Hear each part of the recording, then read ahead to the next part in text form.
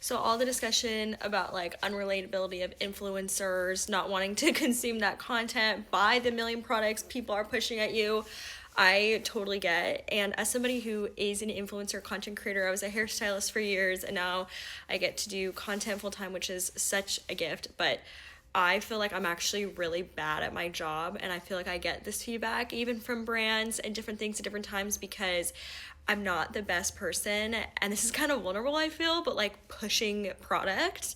And I feel this is because growing up in the world of like, I was the age where I used to watch YouTubers and all these different things, and even in that time I feel like I was always seeing products, I was always seeing lifestyles that I wanted, and there was always new things in front of my face, but I was not obviously in the position to just like, do buy the Justin Bieber merch, go to the mall and do all the Black Friday shopping, whatever it was, right?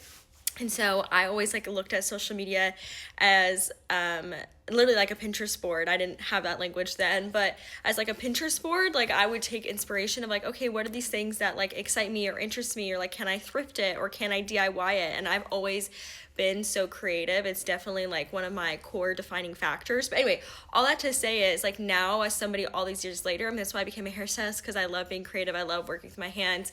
Then with video content, like I want people never want to feel guilty if they don't buy something from me through me.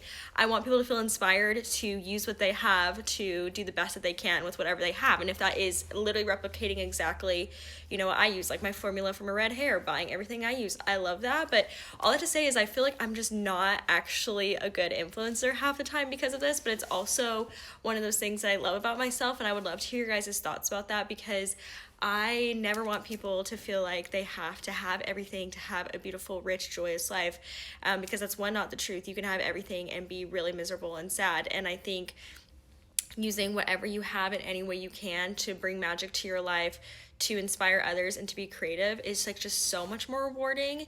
And so I feel like that's how I've always embraced my social media. But honestly, like I get feedback of like, oh, you need to be better at linking, you need to be better at like pushing products. Like I just have not formed my community to be people that like if I post a link, like it sells 700 times, like if it's like a random t-shirt or like a random curling iron. Anyway, all I have to say is that's vulnerable, but I feel like I like that I'm that way.